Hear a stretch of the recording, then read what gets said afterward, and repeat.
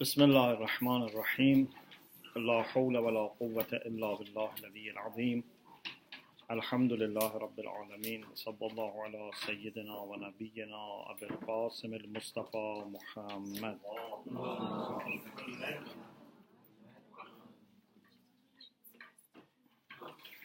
وآله الطيبين الطاهرين لا سيما بقية الله في الأرضين عجل الله تعالى فرجه الشريف وجعلنا من أعوانه وأنصاره اللهم أخرجني من ظلمات الوهم وأكرمني بنور الفهم اللهم افتح علينا أبواب رحمتك وانشر علينا خزائن علومك برحمتك يا أرحم الراحمين. Alhamdulillah, we have tawfiq to start our new academic year. This is, Alhamdulillah, the 5th year of the Hawzah Ilmiyyah of England. For some of you, might be again the 5th, some of you the 4th, some of you the 1st. But Alhamdulillah, we all have tawfiq to be part of this institution. I hope, inshallah, our year would be a year of success, a year of understanding, a year of strengthening our relation with each other and with Allah subhanahu wa ta'ala.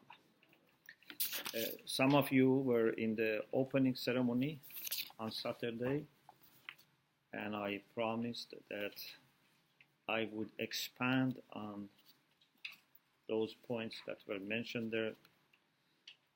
The time was not enough, so inshallah today I try to expand. And from inshallah next session we will continue with our discussion about shukr or gratitude based on al-mahajjatul bayda, inshallah. Those who want to see what we have discussed last year, Alhamdulillah, all the lectures are online.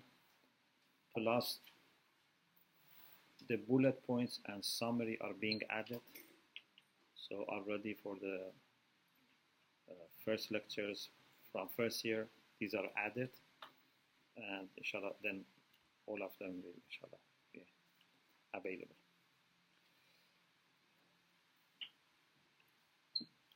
Something which is very important is we as human beings should be in control of our decisions. Many times people think they have control over their actions, but indeed, not only they don't have control over their action, they don't have even control over their decisions. Decisions are made, are engineered by external factors.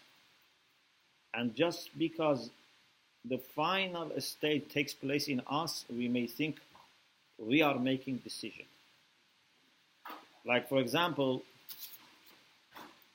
if you are surrounded with some people who all say, you must do this, you must buy this, you must go to this place.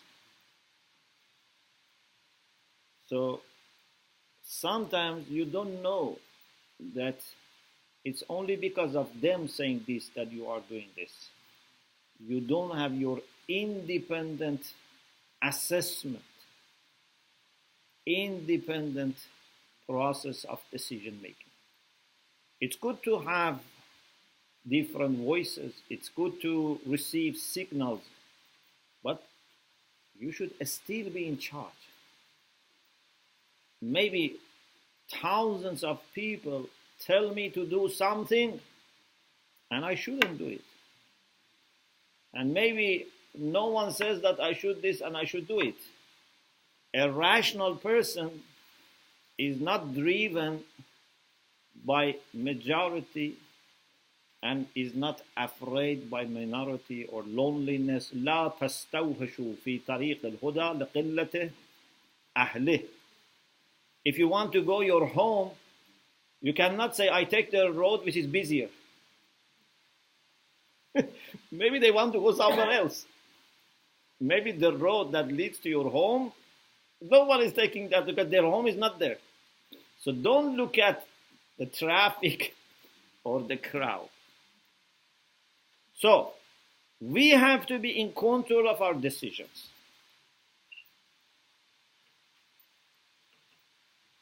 Maybe some of you heard from me this before, that for me, a sign of progress,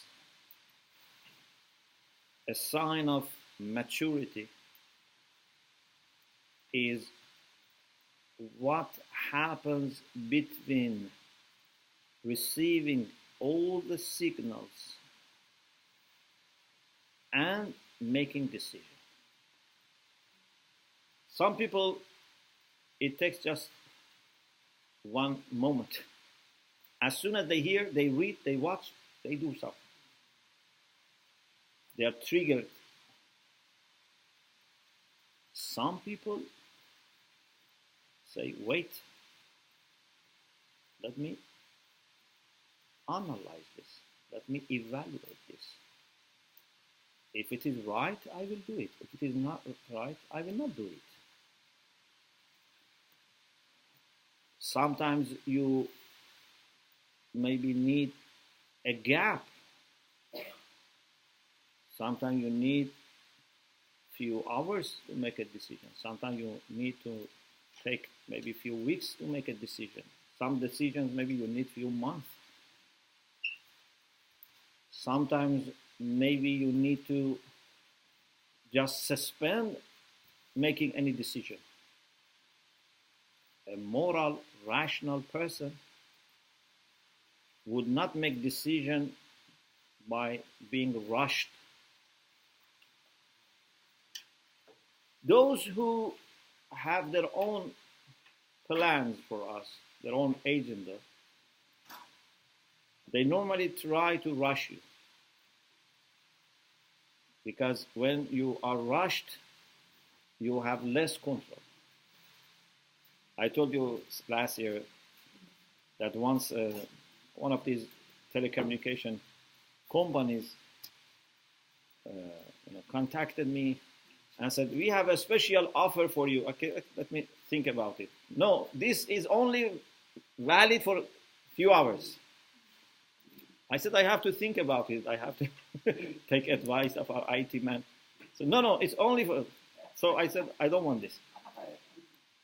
And this is not really something which is going to be only available for that day. But this is the way they want to force you to make a decision. So, the sign of progress, the sign of maturity is what happens inside your mind and heart when you process and analyze data and make decisions. What happens afterwards is just actions, and that actions can sometimes even be done by robots. What happens also before is not in your control. Everything is when you take your time to exercise properly your free will. This is where humanity becomes more than any other time relevant and is at test. Okay. Those who are intelligent and rational, for every decision, they have a good assessment. Maybe, for example, this product, I go to the supermarket, it's a good product, the price is good, but I should assess. Maybe I don't need this. Maybe I can carry on even without this. So I should make an assessment. But those who are deeper in their understanding and more complicated, not only they have good assessment for every decision, they try to have assessment of their entire life. Even not only their entire life, of their age, their era. This is very important. We have people who are very good in checking every decision, which is very great step, but still they don't know what's the general direction for their life. Where is humanity heading? What is happening to us?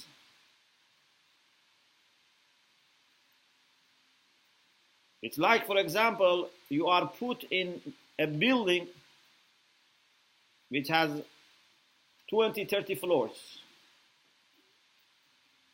You evaluate every floor and then decide to go to the next floor. You then see around and make decisions, go to the third floor. Little by little, you make progress. But you don't think, why I am put in this building?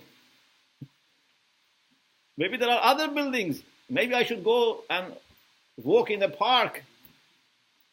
So sometimes we are put on a track and we try to be very clever and intelligent and make progress and not let anyone to force us, but still you don't think out of box. You think that's the way.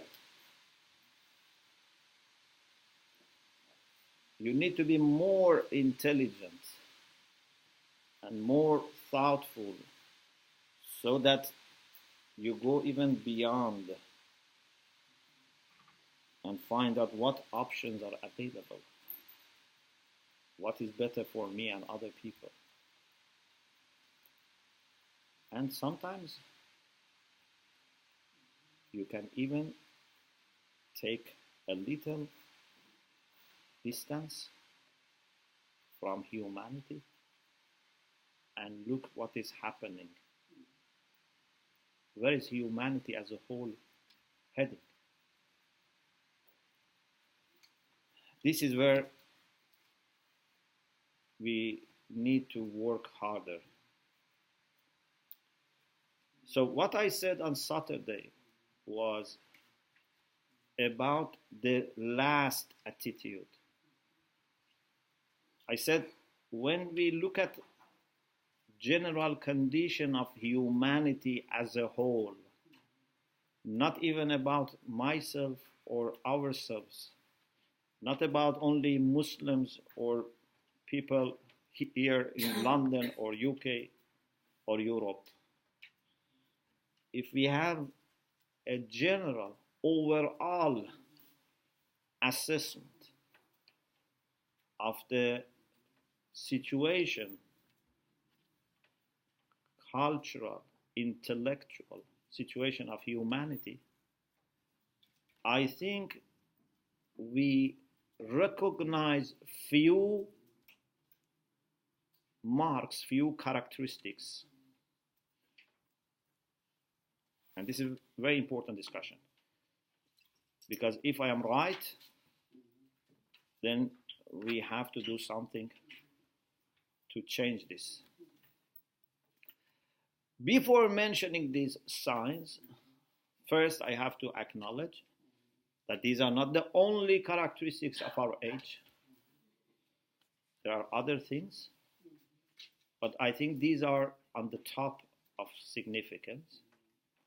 Secondly, I am not pessimistic. I am very optimistic, but it doesn't mean that we close our eyes. So we have to know what positive things are there, what negative things are there, with a heart full of hope, work to improve the condition. One of the characteristics of our age is that literacy is now on rise and high rate. High majority of people can read, can write. Many people have degrees from universities.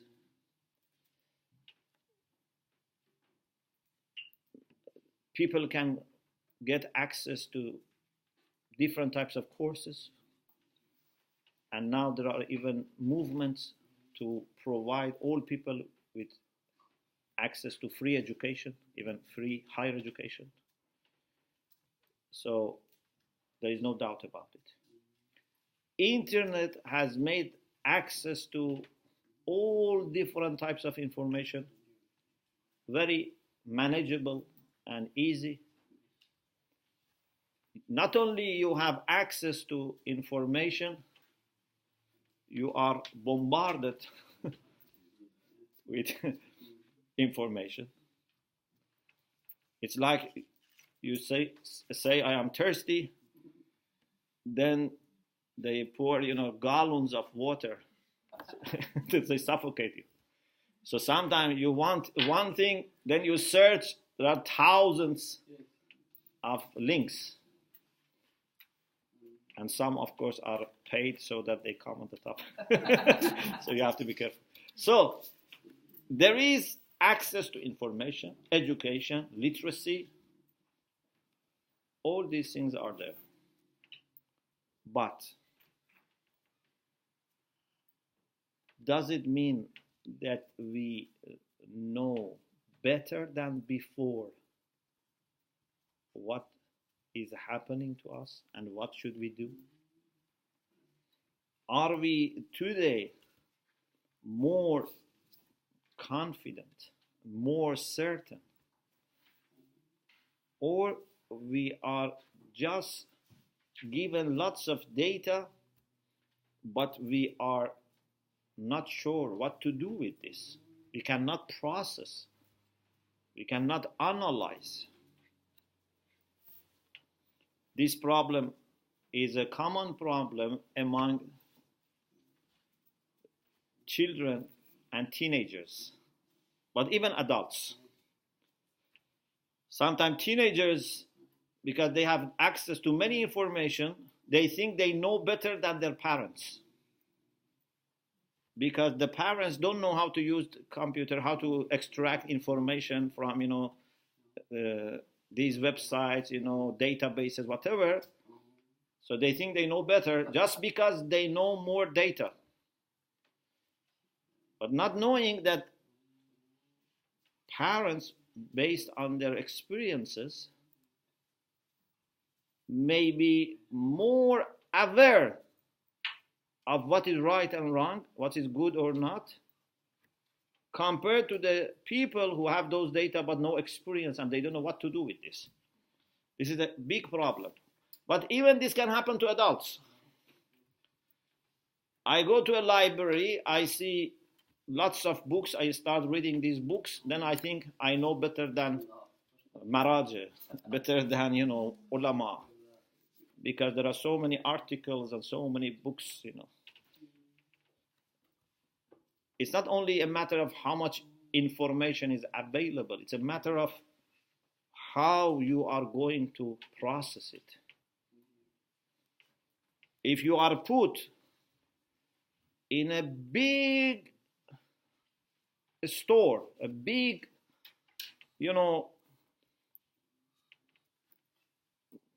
like for example, pharmacy, or where they store medicine, and you are able to read what is written there, you are able to read on internet about them, you have files of books about them. Does it mean that you can prescribe? Does it mean that you are better than maybe a person who doesn't have that much access to medicine, maybe actually the things that he prescribes is not available, this doesn't mean you are better off. So, today, I think we have advantage and disadvantage. Advantage is access to education, to books, to information, data. Disadvantage is we don't know how to process. Plus, we lack direction. So we are very uncertain today. In the past, even a person who was maybe 16, 17 years old was able to make decisions for his future. Maybe his future was very limited, the options were very limited, but he was in a position to know what to do. Now even a person who is 30, 40 years old doesn't know what to do.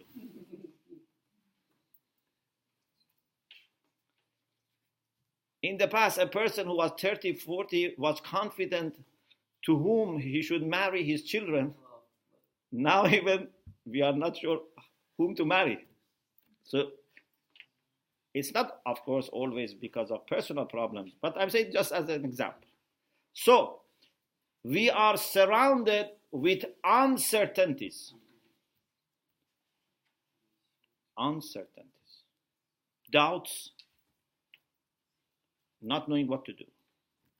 The second characteristic.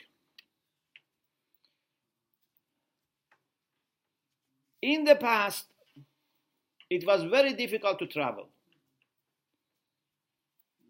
You could be in a place and you don't go out of even the province, let alone travel outside country. Traveling internationally was very, very rare. If you go 50 years back, maybe 90% of people were not traveling outside their own country. I told you once this, that one of my philosophy teachers in Tehran University, he is by now maybe about 90 years old. So he said about his mother. He said, once we took my mother from Tehran to Karaj. So this must be about maybe 70 years, 80 years ago. And she said, I didn't know the world is too big, you know. From Tehran to Karaj, just 40 kilometers, you know. But maybe it took them a few hours, you know, to go. And said, I didn't know that it's so big. So it was very difficult to travel, very difficult to mix people of other places, other cultures. Now we have advantage.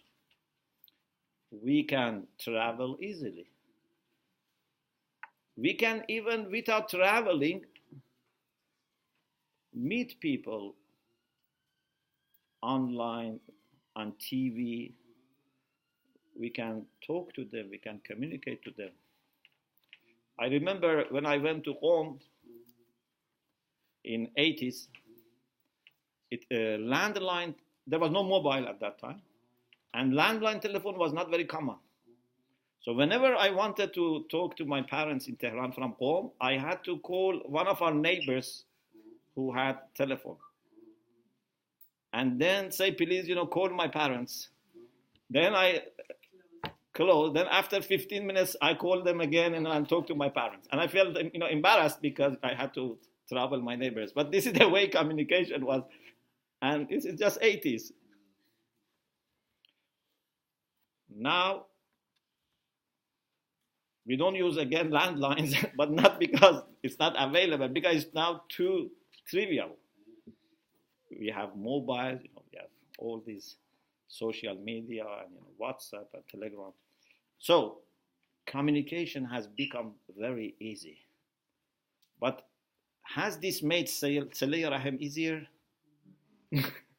Now we can, you know, spend more time with our grandparents and cousins and uncles and aunts, visit them because traveling is easy, phone them because we don't need to write a letter and, put a stamp and post it. No.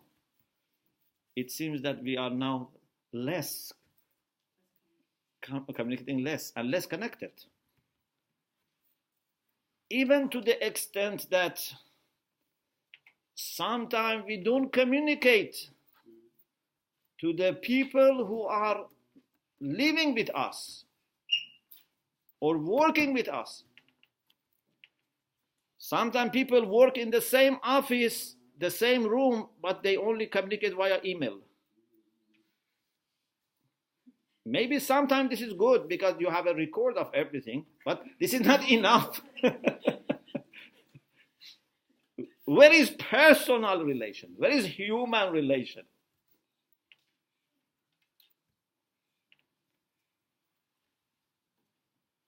I sometimes say these gadgets have so much forced themselves into our lives that we try to have that type of communication for which we can use them. Do you know what I mean? Like, for example, if you have purchased just a new car, you don't think where you have to go. You think where you can take the car. Okay? So for example, maybe I can buy, from the local shop, but I say, no, I have to go to a far supermarket because I want to drive the car. Because what's the point of having this car and then I walk? So these gadgets have become like this. You are here, but I don't talk to you. I am talking to someone who is away because I want to use this phone. And when I am there, I talk to you. So two people, they say, let's have, dinner together. But they are communicating to some other people. Because this has to be used. It has become addiction. So, there are facilities for communication. Opportunities for communication, but not everyone knows how to use them properly to improve their connections. They make connections which are sometimes useless or even harmful. Instead of spending time on the people who are around, family, friends, community, they are connected to strangers or people who have no priority. So this is why I said another characteristic of our age is disconnectedness, loneliness. We should not feel lonely today because we can easily communicate, we can travel, we can have guests, We should not feel lonely. Population has increased, but I think more than any time in the history, people feel lonely. Yeah? Sometimes even people become depressed because they feel lonely. Sometimes people commit suicide even. Because human beings need something, among other things. It's a very important basic need for human being. You have to know that someone cares for you. It's very important. I don't need just someone to make sure that I have food or dress. No, it's not enough. I need to know someone cares for me, even if doesn't have anything to give me. In Ziyarat Aminullah, we say, among different things, oh Allah, please make me mahbubatan fi ardika wa sama'ik. Not only muhabbatan li safwati awliyaik, mahbubatan fi ardik. I want to be loved on the earth and in the sky. Because if I don't feel I am loved, I cannot be happy.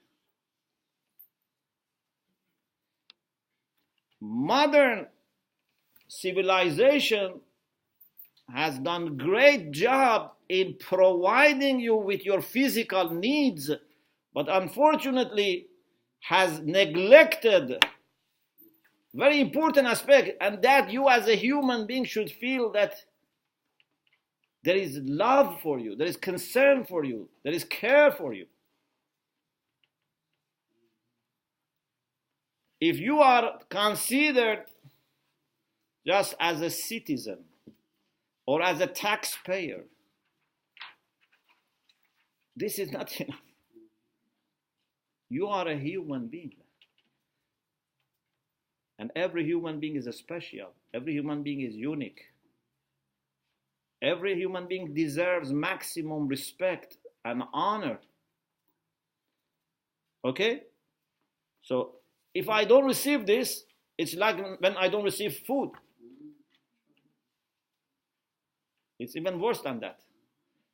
If I don't receive enough food, my body becomes weak. But if I don't receive love and care, my soul becomes weak.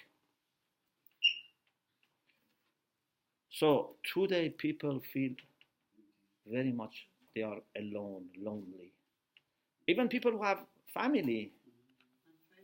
You know, sometimes you are a father or mother, you have children and grandchildren, but you feel lonely. Because you don't know really how much they love you. Do they really love me? Or they are just tolerating me? Or they are just, after my money? Or, if they don't, visit me, people say they are not good people. You don't know whether it's genuine or not. Yeah. Alhamdulillah, of course, in our community, this is not very common, but still, in this age, it's possible, and even sometime in our community can happen. Someone was saying that you have to be very much loving your children because they decide which elderly house you are going to be put.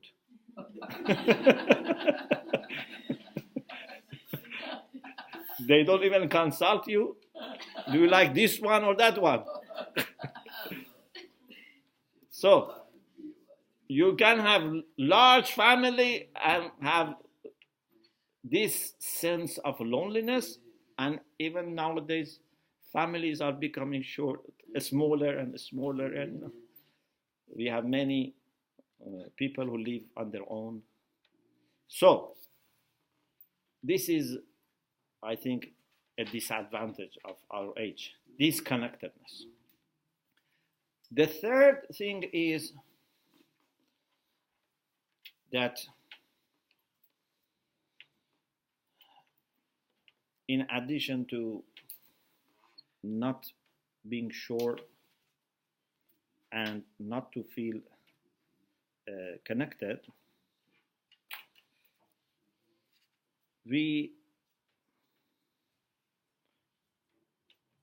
what was the third thing?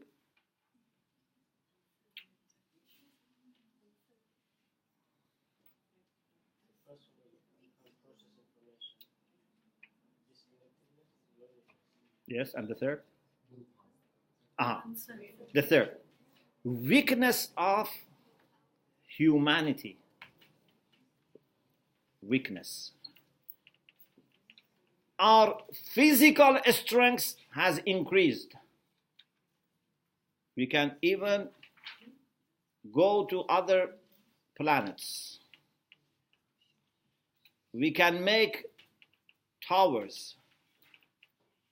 Yeah?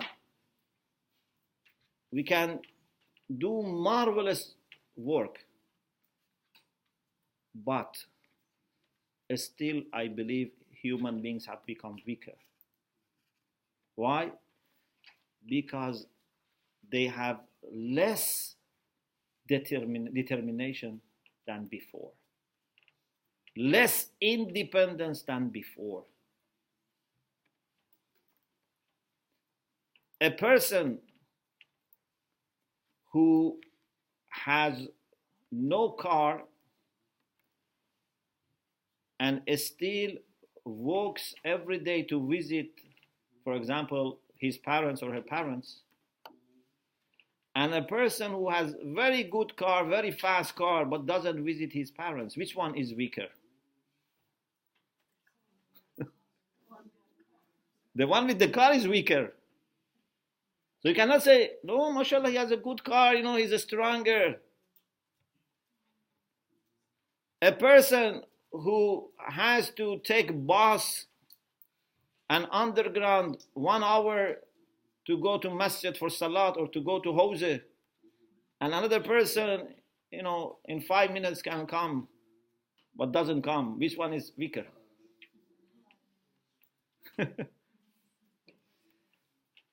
So, we have to measure strengths in the power that people have for resistance, how much they can resist against pressure, against problems, how much they can change threats into opportunities, how much they can resist against temptations. If I can survive without food for 5 hours, another person can survive without food for 10 hours. He's stronger than me. Rasulullah sallallahu alaihi wasallam, when was with some companions, and they were, lifting some rocks, and he was asked, who is stronger? He said, "Ashja'un nas man ghalaba hawa." You cannot say who is braver by seeing how much they lift, how much weight they lift. The braver are those who can overcome their temptations. One of the beautiful achievements of months of Ramadan is you feel you are powerful. You feel you are able to do many things. If I can resist temptations for eating and drinking for 16 hours, 18 hours, so it means that I can always be like that. Not always showing that in not eating and drinking, but gaining confidence, gaining power of resistance, and using in other areas. So, this is another problem, that we don't have what we call internal freedom, a spiritual freedom, and that is to be able to do what is right. This is a spiritual freedom. You do what is right, what you are supposed to do. Not that you are driven by emotions and, temptations. Okay? So, what should we do? I'd like you to think about these three and also share with me if you think there are other major things that we can add to this. What should we do? I think what we need to do is to work on all these three areas, benefit from what this age has made it available, but not be satisfied with that, and fill the gap with your own active planning. So, when it comes to information versus uncertainty, you have to benefit from what is available. I don't suggest you not to use internet, not to use mobile, not to use social media, no. Of course, I believe for different ages, we can have different policy, but for your age, I don't advise you don't use these things. But I say you should know why you use them and how you use them. So you have to be very selective. Okay? If you go to a big market, you can find almost everything. You have to be selective. You cannot start buying from the first, shelf and put everything on your, trolley. You have to be selective. Even we don't have time to look at everything and then select. Sometimes people say, okay, let me look at everything and then I select. Even today we don't have time for this. You have to be selective from the beginning. And that is, if you go to a shop that you have not been there, ask the people who work there, I want this, where I can find it. Don't, just go by chance. Maybe I told you this story. When I went to Manchester for my PhD, so I started my PhD January 97. And at that time, internet was mostly available in universities. Okay, so we used to go to the university. Later, they gave us access with dial-up. We were connected to university. So I was working mostly in the university library, and there was a database for researching books and journals according to your topic. So this is 97. Maybe now the number is doubled or tripled. I found about 1,400 books and papers about my topic. And if I was going to read all of them, still I was in Manchester doing my PhD. Because never finishes, then some more people write. So I said I have to be selective. And also you cannot ignore any good research. Otherwise, your supervisor and examiners would not accept. They say, no, there are many things that you have not read. And so I try to find a way that I can filter these books and articles. And some of them also are not available in your library. You have to ask them to borrow for you. So I try to filter them. And alhamdulillah, I managed to submit the first draft of my PhD in less than 3 years. Although I was imam of a center, I was very busy, but with filtering and being selective. So it's very important. We have to be selective. You know what you have to learn. There are many things on internet. Even there are many good things on internet. I'm not saying bad things. There are many, many good things on internet. There are many, many good Islamic lectures on internet. But you cannot just browse from this end to that end. You should have clear understanding what you want to do. Spend 10 hours asking people, what should I watch? And then start watching it. It's better than spending hundreds of hours on watching.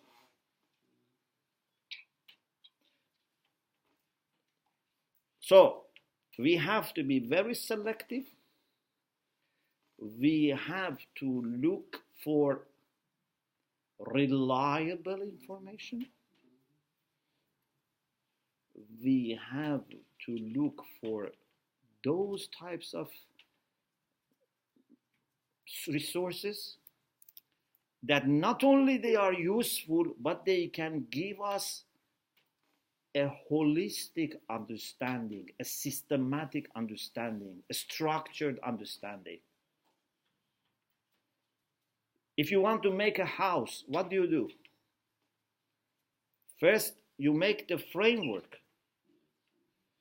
Then you try to put the walls and make it safe. Then you work on the internal design and everything. You cannot start with the internal design without having walls or roof. Knowledge is like this. Knowledge has a structure. There is foundation. You have to build foundations and then build upon those foundations.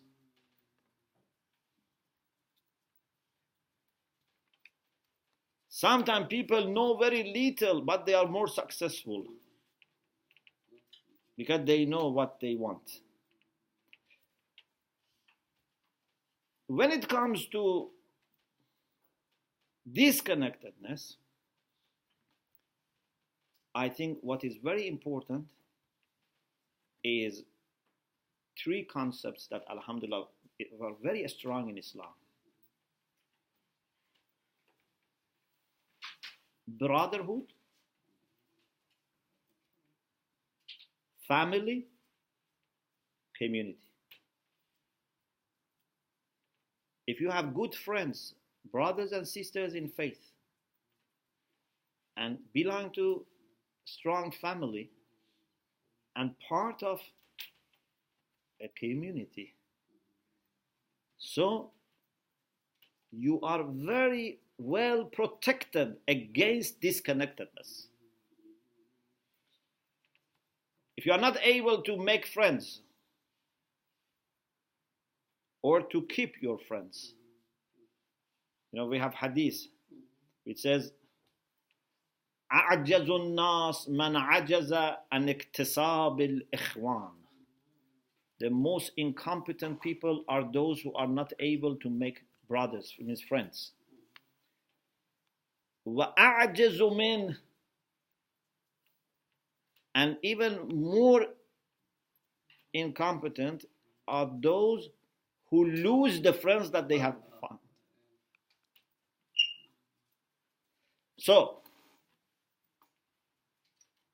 having brothers, sisters, reliable friends is very important. Of course, to make friendship is very technical. Months of Ramadan, maybe 3 years ago, I had 10 lectures on brotherhood in Islam, which are available. What should we observe when we want to make friends? And what relation should be between friends? But this is very important. Friends don't let you to be alone. They are always for you. Good friends are always there for you. Family. We have to protect family, promote family, and community, which is our larger family. In this age, family is dissolving, unfortunately, but we are actually going to the opposite current. Not only we don't let our families to dissolve, we want to make our community like family. When I go to my mosque, I feel I am with my uncles and aunts and brothers and cousins. Really, not, artificially. So not only we fully protect our families, we even extend it to our community. So you see how difficult is this job in this age, that even brothers, sisters, parents and children, husband and wives, maybe they are not very close. We want to have that close relation, plus we want to extend it to whole community. But this is possible. And also, we have to train ourselves to be strong. We should not use every machine which is available. We should not make everything automatic. Let's undertake some tasks. Let's do some work. Let our children learn how to cope with difficulties. We should send them in summer, for example, or maybe sometime for a gap year to countries which have difficult life conditions, so that they don't think things for granted. People sometimes here don't take any juice, while people over there have to walk miles to get little dirty water. So I don't like this brand of juice. And those people don't have even water. So we have to make our children aware and used to this. If they are always, pampered, they would not, become strong. Sometimes, I say, in addition to all the camps and, trips that we organize, sometimes we have to organize for them camps with hunger, with lots of hours of work, so that, especially, those are end of their teenage, they want to marry, they want to go to work. 1 month, 2 months, they should go to a remote place and just work and see how difficult life can be. This is strengthening them. Okay, now bringing this to our context. I think one of the best things that we can do is to belong to a community of seekers of knowledge.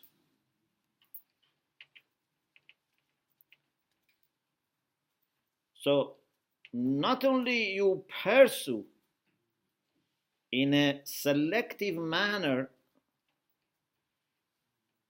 a holistic understanding, but you try to do it with brothers and sisters under supervision of people who are experienced and they have knowledge.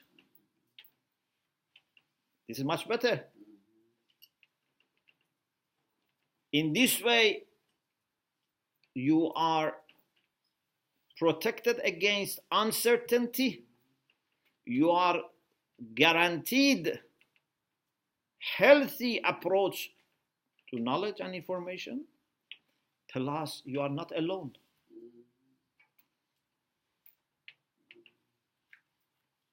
My best friends are mostly my classmates in the Hawzah. I can always make new friends, but I feel the people with whom we used to go and take lessons from teacher, do mubahasa, they are still my best friends, or at least most of my best friends. Because we don't come here for just pleasure or or leisure or entertainment. We come here for the sake of Allah. We have the same purpose, and we are really like one family. If I am in trouble, no one here would feel happy. They make sure that they take care of me, support me, look after me, pray for me, ask about me. And also here, we give a strength to each other. Because if you are surrounded by weak people, you also become weak. If you are surrounded by successful people, dedicated people, committed people, reliable people, you also become like that. I see here people who are successful in their secular education, in their business, in activities, family life, plus they are hardworking here. So this gives me a strength. I don't know if you have sensed this, but I am very much convinced about this. Suppose just London, okay? You live in London for many years, or maybe for your entire life. Just few days, don't meet any mu'min. Don't go to masjid, don't go to Hawzah, don't meet any mu'min. You see, your spirituality goes very down. And little by little, bad thoughts come to your mind. As soon as you come to the gathering of mu'mineen, it seems shayateen, I don't say they disappear, but they become careful. Maybe still they are there, but they become careful. They know you are no longer an easy target. It's very important. Many people here I have seen, I don't say how many how much percentage, but I have seen there are people who have psychological problems. They come, and talk, even from, our own community. But normally you see, these are the people who are not frequently going to any masjid. They're not frequently, attending salat and lectures. Even people come ask for financial help, but normally they are the people that they don't relate to the community. I have hardly seen people who are very good in attending community gatherings and being, mixed with the community, and then they become depressed, or, even they have problems that they cannot solve. So, we can save ourselves from uncertainty, disconnectedness, and weakness in a spirit if we get connected, especially in the Hawzah, which is based on taqwa, based on knowledge, based on teachings of Quran and Ahlul Bayt, and has a special relation with Imam Mahdi Ajjalallahu Ta'ala Farajahu Sharif, because our Hawzahs are under Imam Mahdi Ajjalallahu Ta'ala Farajahu Sharif. If it's a true Hawzah, if it's an authentic Hawzah, it's not a matter of name, label, building, distance, location. If the spirit is the spirit of being followers of Ahlul Bayt and Imam, it's accepted by them. Okay, I wanted to share this with you at the beginning of our year. I hope, inshallah, Allah subhanahu wa ta'ala would help us to appreciate the blessing that we have received in belonging to such community. And as I have said again and again, please remember, your success in Hawzah studies, your success in Akhlaq, not only is good for you, but also helps other people to succeed. If I see other people are working hard, they are doing mubarazah, they take notes, they prepare themselves, they are always on time, I get also encouraged.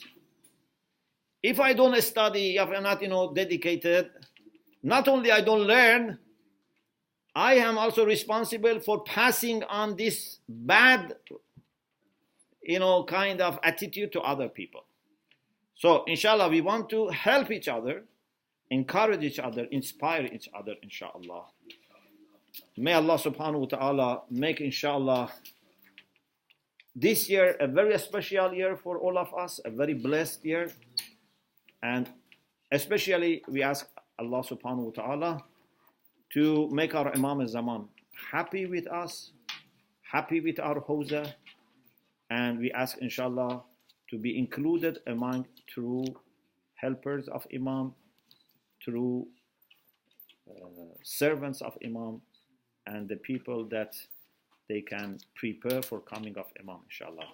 وآخر دعوانا أن الحمد لله رب العالمين.